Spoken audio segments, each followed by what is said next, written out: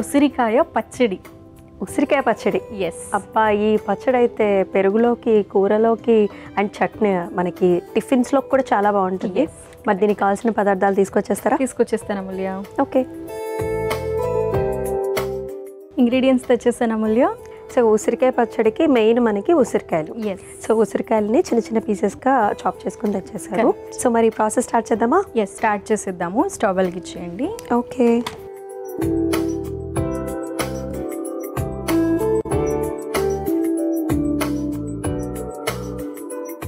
First నూనె వేసేసుకుందాము. Okay,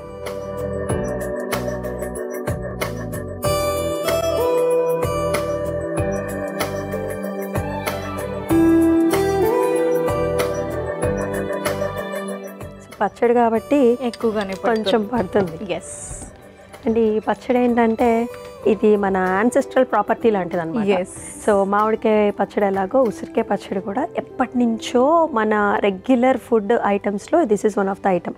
ఎప్పుడన్నా ఒంట్లో బాగోకపోయినా కంపల్సరీ కూడా నిమ్మకాయ అలాగే ఉసిరికాయ పచ్చడి తినాలి అని చెప్తూ ఉంటారు కదా. సో దీని వెనకాల సీక్రెట్ ఏంటి? సో మనకి ఉసిరిలో వైటమిన్ సి ఎక్కువగా ఉంటుంది. ఇది ఇమ్యూనిటీ లెవెల్స్ని బూస్ట్ చేస్తుంది అనమాట. అంటే రోగ నిరోధక శక్తి అంటాం. సో ఎలాంటి హెల్త్ ఇష్యూస్ ఉన్నా కూడా మనకి ఫస్ట్ ఇమ్యూనిటీ కరెక్ట్గా ఉంది అంటే అన్నీ సెట్ అయిపోతాయి అనమాట.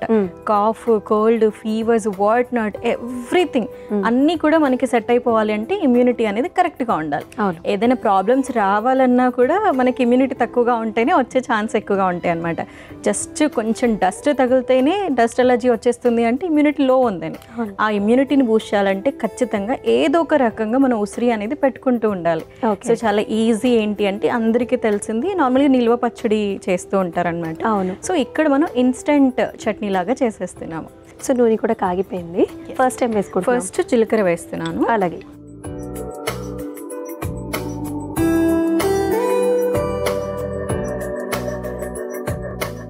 కరివేపాకు,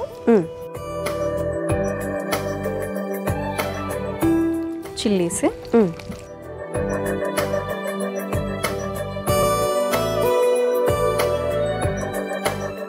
సో పులుపు కాబట్టి మన కారానికి పచ్చిమిర్చి కూడా ఎక్కువగానే ఉండాలి. ఎస్, బ్యాలెన్స్ అవుతుంది అనమాట అప్పుడు. అవును. అండ్ ఇంకోటి ఏంటంటే పచ్చిమిర్చిలో కూడా విటమిన్ సి ఉంటుంది. ఓకే. ఎస్. అండ్ ఇంకోటి చాలా మందికి తెలియదు ఏంటంటే పచ్చిమిర్చి అనేది డీటాక్స్ కూడా చేస్తుంది బాడీని. ఓకే. ఎస్. సో నేను ఇందాక అడుగుదాం అనుకున్నా, సో ఏదైనా సరే మనకి పుల్లటి పదార్థం ఉంటే దానిలో ఖచ్చితంగా విటమిన్ సి ఉంటుందా అని. ఎస్, ఖచ్చితంగా ఉంటుంది. మరి ఇది పుల్లగా లేదు కదా.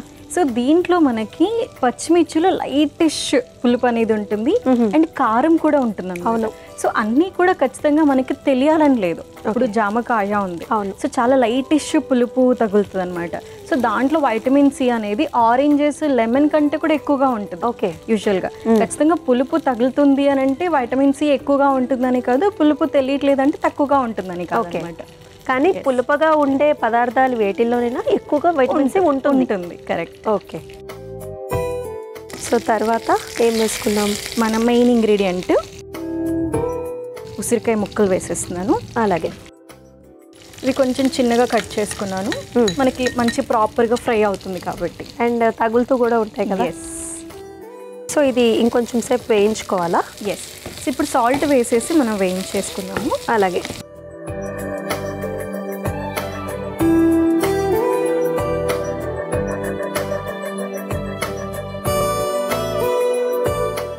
ఫైనల్గా పసుపు కూడా కొంచెం వేసేద్దాం. తీసుకోండి.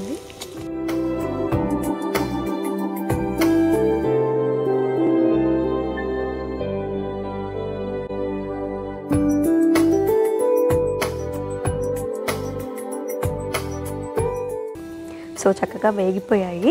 సో తర్వాత ప్రాసెస్ ఏంటి? ఇప్పుడు మనం వాటిని కొంచెం చల్లగా అయిపోయిన తర్వాత మిక్సీ పట్టేసుకుందాం. అలాగే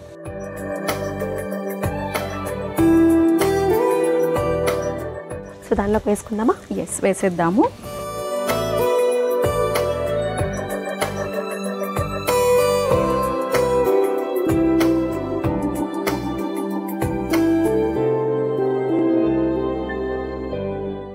సో ఇది మనం కొంచెం కచ్చా పచ్చగా, మరి మెత్తగా పేస్ట్ చేసుకోవట్లేదు అనమాట. కొంచెం కచ్చా పచ్చగా బరసగా పేస్ట్ చేసేసుకుందాం. ఓకే.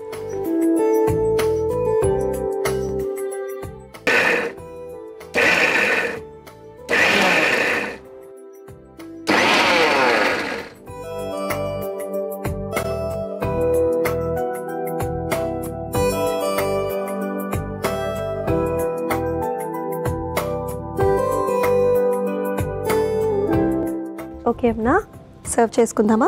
సర్వ్ చేసేసుకుందాము. ఓకే. సో మంచి కన్సిస్టెన్సీ వచ్చిందనమాట మనకి పచ్చడి.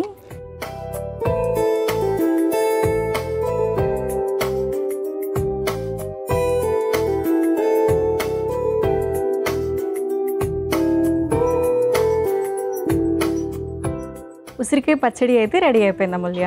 ఓకే, ఉసిరికాయ పచ్చడి అయితే రెడీ అయిపోయిందండి. మరి దీనికి కావాల్సిన పదార్థాలు అలాగే తయారీ విధానం మరొకసారి మీకోసం. ఉసిరికాయ పచ్చడికి కావాల్సిన పదార్థాలు: నూనె, జీలకర్ర, కరివేపాకు, పచ్చిమిర్చి, ఉసిరికాయ ముక్కలు, ఉప్పు, పసుపు. ఉసిరికాయ పచ్చడి తయారు చేసుకునే విధానం: ముందుగా స్టవ్ ఆన్ చేసి పాన్లో నూనె పోసి వేడైన తర్వాత అందులో జీలకర్ర, కరివేపాకు, పచ్చిమిర్చి, ఉసిరికాయ ముక్కలు, ఉప్పు, పసుపు వేసి మగ్గించుకోవాలి. తర్వాత మిక్సీ జార్లోకి తీసుకుని చల్లారిన తర్వాత మిక్సీ పట్టుకొని సర్వింగ్ బౌల్లోకి తీసుకుని సర్వ్ చేసుకుంటే ఉసిరికాయ పచ్చడి రెడీ.